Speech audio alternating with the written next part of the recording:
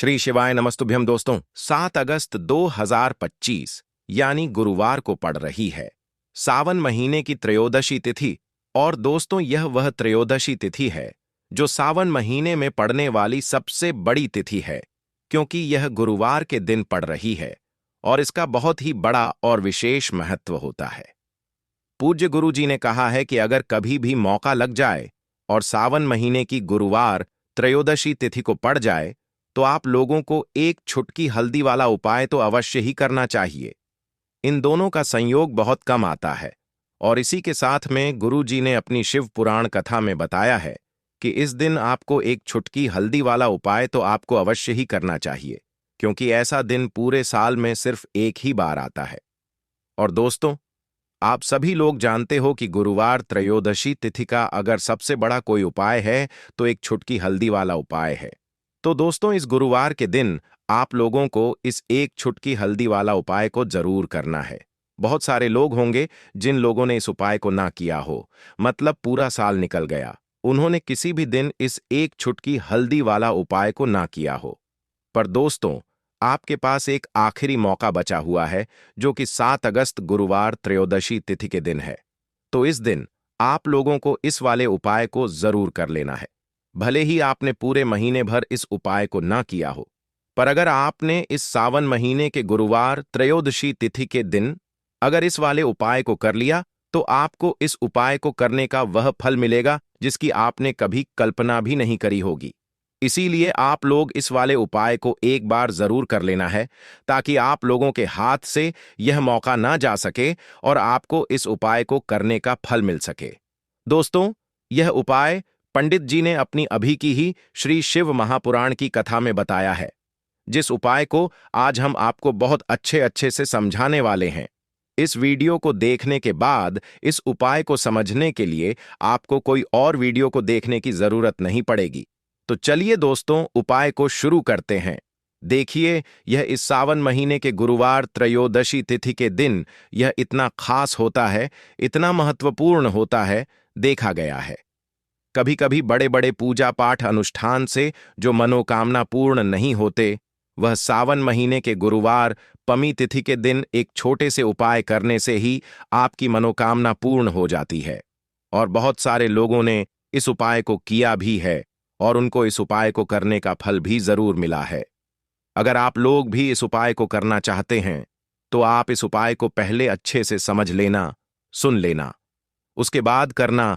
आपको इस उपाय का फल जरूर मिलेगा और इस उपाय को कर लेने से आपके घर में चाहे किसी भी प्रकार की दुख और समस्या क्यों ना चल रही हो, आपको उसका काका भी नहीं पता है कि भाई यह समस्या किस कारण से चल रही है। उसका कुछ भी कारण हो सकता है, जैसे पितृदोष हो सकता है या किसी भी तरह का मंगल दोष भी हो सकता है। तो इस दिन आप लोगों को यह वाला उपाय कर लेना है। यह एक ऐसा उपाय है जिस उपाय को अगर किसी विशेष दिन पर किया जाए तो भाई उस विशेष दिन का जो है वह तो हमें मिलता ही मिलता है। पर हमने उस दिन पर इस उपाय को किया है तो हमें उससे भी बड़ा फल मिलता है और बहुत जल्दी मिलता है, क्योंकि आप इस उपाय को बहुत ही बड़े और विशेष दिन पर कर रहे हो। तो चलिए अब उपाय के बारे में बात करते हैं, लेकिन उससे पहले आप लोगों को यह जानना आवश्यक है कि आखिर यह उपाय किस समय करना है, किसको करना है और कैसे करना है। तो चलिए हम आगे आपको वीडियो में एक एक करके बता देते हैं। लेकिन उससे पहले अगर आप लोग हमारे चैनल पर पहली बार आए हैं या फिर मेरी आवाज आज पहली बार सुन रहे हैं, तो हमारे ज्ञान की बातें चैनल को सब्सक्राइब जरूर कर लेना और इस वीडियो को लाइक करके कमेंट बॉक्स में श्री शिवाय नमस्तुभयम ओम नमः शिवाय जरूर टाइप कर देना। तो दोस्तों, इस एक छुटकी हल्दी वाला उपाय को हमें इस गुरुवार त्रयोदशी तिथि के दिन कैसे करना है, किसको करना है, किस समय करना है और कहां पर करना है, ये सारे सवालों के जवाब आपको इस वीडियो में मिल जाएंगे। और जो ये वीडियो देखेगा भाई, उसको एक छुटकी हल्दी वाला उपाय जरूर करना चाहिए, क्योंकि इस दिन एक हल्दी का भी बहुत ही बड़ा और विशेष महत्व होता है। और जब बात आ जाए एक छुटकी हल्दी वाला उपाय की, तो यह सोने पर सुहागा वाली बात हो जाती है और यह एक बहुत ही बड़ा उपाय हो जाता है इस गुरुवार त्रयोदशी तिथि का। तो अब दोस्तों, इस एक छुटकी हल्दी वाला उपाय को आखिर करना किसको है, सबसे पहले हम लोग वह बात जान लेते हैं। तो देखो, घर की जो बड़ी माताएं बहनें होती हैं, उन माताओं बहनों में से कोई भी एक बड़ी माता बहन इस उपाय को कर सकती है। और दोस्तों, अगर आप चाहे तो अपने घर में से सभी सदस्यों को भी इस उपाय को करवा सकते हैं। अगर किसी व्यक्ति की खुद की कोई मनोकामना है, खुद की कोई दुख और परेशानी है जो कि वह अपने लिए ही करना चाहता है, इस वाले उपाय को तो वह खुद अपने लिए भी कर सकता है। बाकी अगर कोई घर में से ऐसा है जो कि अपने पूरे घर परिवार की सुख और शांति के लिए यह वाला उपाय करना चाहता है, तो भाई वह भी कर सकता है। उसमें भी कोई दिक्कत वाली बात नहीं है। कहने का मतलब यह है कि इस उपाय को हर एक सदस्य भी कर सकता है और पूरे घर परिवार के सदस्य के लिए घर की बड़ी माताओं बहनों में से कोई एक माता बहन भी कर सकती है। माताएं बहनें अगर घर में उपस्थित ना हो या वह यह वाला उपाय ना कर पा रही हो, तो फिर घर का कोई बड़ा सदस्य भी इस एक छुटकी हल्दी वाला उपाय को कर सकता है। चाहे फिर वह पुरुष ही क्यों ना हो, उसमें कोई भी दिक्कत वाली बात नहीं है। अब दोस्तों, जो अगला प्रश्न निकल कर आता है वह यह आता है इस उपाय को लेकर कि आखिर इस उपाय को हमें किस समय करना है, सुबह के समय करना है कि शाम के समय करना है। तो देखो, इस वाले उपाय को आप लोग सुबह के समय भी कर सकते हो और शाम के समय प्रदोष काल में भी कर सकते हो।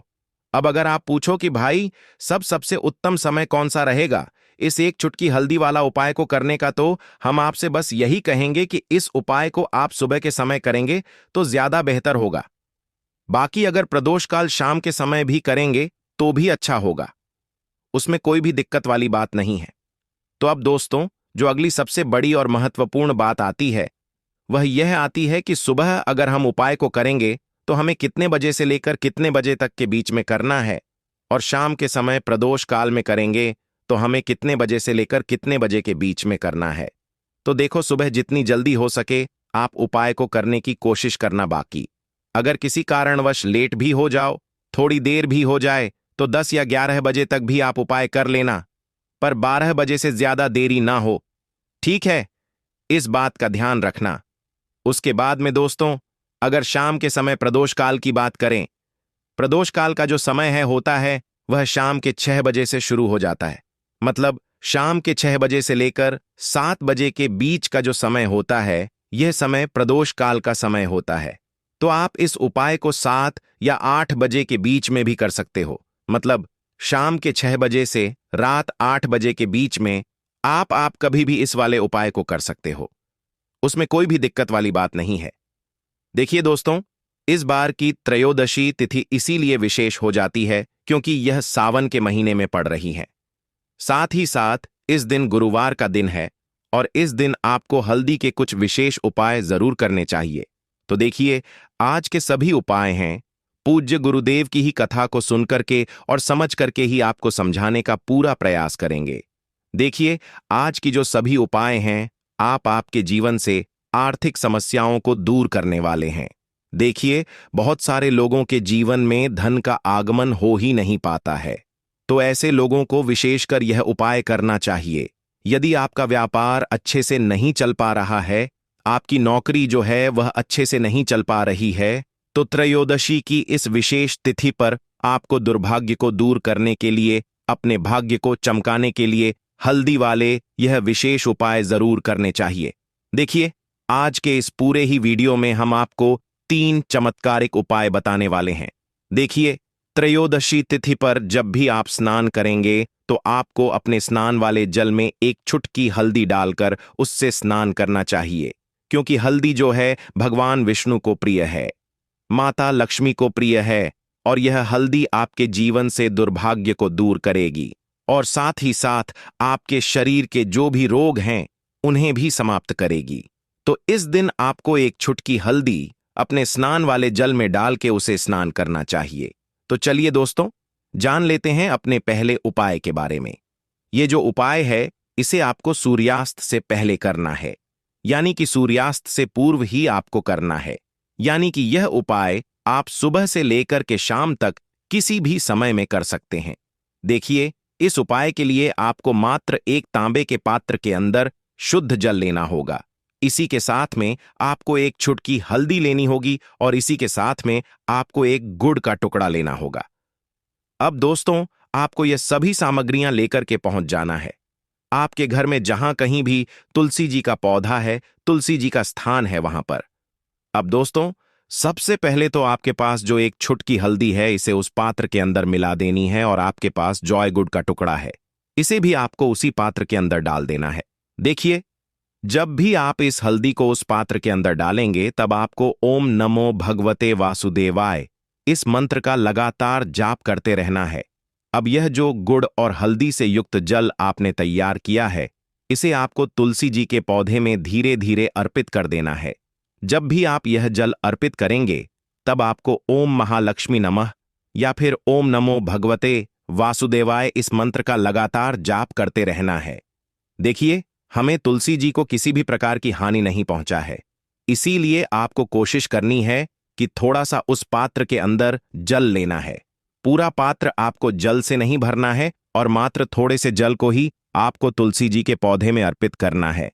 तो जो भी व्यक्ति गुरुवार की इस त्रयोदशी तिथि पर यह गुड़ वाला और हल्दी से युक्त जल तुलसी जी के पौधे में अर्पित करता है, तो उसके जीवन से जो भी दुर्भाग्य हैं वह दूर होता है, और जीवन की जो भी आर्थिक समस्याएं हैं वह सभी भी समाप्त हो जाती हैं। जल अर्पित करने के बाद आपके जीवन में जो भी न संबंधित परेशानियां हैं, उन्हें दूर करने के लिए आपको प्रार्थना कर लेनी है। माता लक्ष्मी से और मां तुलसी से आपको प्रार्थना कर लेनी है। तो देखिए दोस्तों, जो लोग इस उपाय को सुबह सुबह में प्रातः काल में नहीं कर सकते हैं, तो इसी उपाय को वह दूसरे प्रकार से भी कर सकते हैं। तो देखिए, इस उपाय के लिए आपको मात्र एक दीपक लेना है। दीपक आप मिट्टी का भी ले सकते हैं, या फिर शुद्ध आटा मनकर उसका भी तैयार कर सकते हैं। अब इस दीपक के अंदर आपको लंबी बाती का प्रयोग करना है, और यह जो बाती है आप मूल्य वाले धागे की भी बना सकते हैं, या फिर आप यह बात रुई की भी बना सकते हैं। और इसी के साथ में आपको इस दीपक में शुद्ध देसी घी का प्रयोग करना होगा। इसी के साथ में आपको मात्र एक चुटकी हल्दी लेनी होगी। देखिए, यह जो दीपक है, इससे आपको जहां कहीं भी आपके घर में तुलसी जी का पौधा है, स्थान है, वहां पर आपको यह दीपक शाम के समय यानी कि सूर्यास्त के बाद में प्रज्वलित करना होगा। देखिए, दीपक को प्रज्वलित करते समय आपको ध्यान रखना है कि दीपक की बाती का जो मुख है वह आपको उत्तर दिशा की ओर रखना होगा, और आपके पास जो एक छुटकी हल्दी है, इसे आपको उसी दीपक के अंदर डाल देनी है। ओम महालक्ष्मी नमः इस मंत्र का लगातार जाप करते हुए, और अंत में आपको इस दीपक से तुलसी जी की आरती उतार लेनी है। देखिए, तुलसी जी के वहां पर जब भी हम लंबी बाती का दीपक प्रज्वलित करें, तो यह जो उपाय है विशेषकर माता लक्ष्मी के निमित्त होता है। तो विशेषकर धन की समस्याओं को दूर करने के लिए आपको यह लंबी बाती वाला दीपक तुलसी जी के पौधे के पास में ही प्रज्वलित करना है। यदि आप चाहते हैं कि आपके घर में बरकत हो, आर्थिक स्थिति में सुधार हो, तो फिर आपको लंबी बाती का ही प्रयोग करना है। देखिए दोस्तों, जब भी यह उपाय समाप्त हो जाए, तो जब आपने यदि आटे का दीपक इस उपाय के लिए प्रयोग किया है, तो अगली सुबह आपको इस दीपक को किसी भी वृक्ष के नीचे रख के आ जाना है, और अंत में आपको माता लक्ष्मी से प्रार्थना कर लेनी है कि जीवन में जो भी धन की समस्या है, आर्थिक संकट लगातार जीवन में बने हुए हैं, वह सभी आपकी कृपा से दूर हो। ऐसी कामना करते हुए आपको यह सुंदर सा सरल सा उपाय करना है। अब दोस्तों, हम जान लेते हैं दूसरे विशेष उपाय के बारे में। देखिए, यह उपाय भी बहुत ही विशेष है। इस उपाय को करने के लिए आपको मात्र एक गुड़ का टुकड़ा लेना होगा। इसी के साथ में आपको एक खाली पात्र लेना होगा, और इस खाली पात्र में आपको थोड़ा सा जल डालना होगा। देखिए, सबसे पहले तो आपके पास जो गुड़ का टुकड़ा है, इसे आपको उस स्टील की कटोरी के अंदर डाल देना है, और आपको गुड़ वाला जल तैयार कर लेना है। अब इस गुड़ वाले जल को लेकर के सीधे आपको पहुंच जाना है जहां कहीं भी आपके घर में तुलसी जी का पौधा है, स्थान है वहां पर। अब दोस्तों, आपके पास जो गुड़ वाला जल है, इसे आपको अपने सीधे हाथ की हथेली पर थोड़ा सा जल लेना होगा। अब आपको अपना नाम और गोत्र को 7 बार बोलनी है। यदि आप चाहते हैं कि आपकी जो आर्थिक स्थिति है वह सुधर जाए, तो इस प्रकार से काम करते हुए यह जो गुड़ वाला जल आपकी सीधे हाथ की हथेली में है, इसे आपको तुलसी जी के पौधे में अर्पित कर देना है। देखिए, जब भी आप यह गुड़ वाला जल तुलसी जी के पौधे में अर्पित करेंगे, तब आपको माता तुलसी से प्रार्थना करनी है कि जीवन में जो भी अंधकार है, जीवन के जो दुर्भाग्य हैं, हमारा जो व्यापार है वह अच्छे से नहीं चल पा रहा है, मेरी नौकरी है वह अच्छे से नहीं चल पा रही है, मेरे घर में और जीवन में धन की जो बरकत है वह नहीं हो पा रही है, तो मेरे जीवन की यह जो सभी समस्याएं हैं यह दूर हो, इस प्रकार से आपको काम करनी है। और यह जो आपने गुड़ वाला जल तैयार किया है, इससे आपको माता तुलसी जी के पौधे में अर्पित कर देना है। तो बस इतना सा उपाय करना है आपको। इस गुरुवार की त्रयोदशी की तिथि पर यह उपाय आपको मात्र 5 त्रयोदशी कर लेना है। गुरु जी ने कहा है कि हम आपको इस व्यास पीठ से यकीन दिलाते हैं कि आपके जीवन का जो सारा दुर्भाग्य है वह दूर होगा। साथ ही साथ आपकी जो आर्थिक स्थिति है उसमें भी सुधार देखने को आपको मिलेगा। साथ ही साथ यदि इसी त्रयोदशी की तिथि पर आप एक उपाय और करते हैं तो इससे आपके शरीर की जो भी नकार रजा वह दूर होती है। देखिए, इस उपाय को करने के लिए भी आपको मात्र एक चुटकी हल्दी लेनी होगी। इसी के साथ में आपको थोड़ा सा शुद्ध घी लेना होगा। देखिए, यह जो घी है आपको मात्र 1 से 2 बूंद ही लेना है और इसी के साथ में आपको एक खाली पात्र लेना है। आप स्टील की कटोरी भी ले सकते हैं। देखिए दोस्तों, सबसे पहले तो आपके पास जो एक छुटकी हल्दी है और थोड़ा सा शुद्ध घी है, इसे आपको उस पात्र के अंदर डालना है और इन दोनों को आपको आपस में अच्छे से मिला देना है। अब इस हल्दी से युक्त घी को आपको अपने सीटी उंगली के पास वाली जो उंगली होती है ना, उंगली, उसमें आपको लेना है और आपको प्रार्थना करनी है कि मेरे जीवन के और मेरे मन के जो अंधकार हैं वह सभी दूर हो। मेरे जीवन में धन का आगमन आपको करना है। ऐसे शुभ भाव के साथ आपको माता लक्ष्मी का स्मरण करते रहना है और आपको लगातार ओम महालक्ष्मी नमः या फिर ओम श्री नमः इस मंत्र का जाप करना है। देखिए, यह जो उपाय है विशेषक त्रयोदशी की तिथि पर जब भी रात्रि में सोने जाएंगे उसी समय में आपको करना है। तो आपकी जो अनामिक का उंगली है जिसमें आपने हल्दी और घी का एक लेपन लिया हुआ है, इसे आपको अपनी नाभि पर लगाना है, जैसे आप यह 1 बूंद घी और 1 चुटकी हल्दी लगाते हैं। वैसे आपके शरीर की जो नकारात्मक ऊर्जा है वह सभी आपके शरीर से दूर होने लगती है। जीवन से आपके जो सारे अंधकार हैं वह दूर होने वाले हैं। आपको अपने सभी प्रकार के कार्यों में सफलता मिलने वाली है। तो ऐसे शुभ विचारों के साथ आपको यह सुंदर सा उपाय करना है। तो यह उपाय भी आपको इस गुरुवार की त्रयोदशी की दिव्य रात्रि में अवश्य ही करना चाहिए। इस उपाय को करने मात्र से अगले दिन से ही आपको इसका लाभ देखने को मिलेगा। आपके जीवन में यह उपाय एक नवीन ऊर्जा का संचार करेगा। जीवन में जितने भी संकट कष्ट हैं उन सभी को दूर करेगा। आपको इस उपाय का जो लाभ है, फायदा है, वह स्वयं देखने को मिलेगा। तो दोस्तों, यह थे पूज्य गुरु जी द्वारा बताए गए कुछ बहुत ही खास उपाय। अगर आपको जानकारी अच्छी लगी हो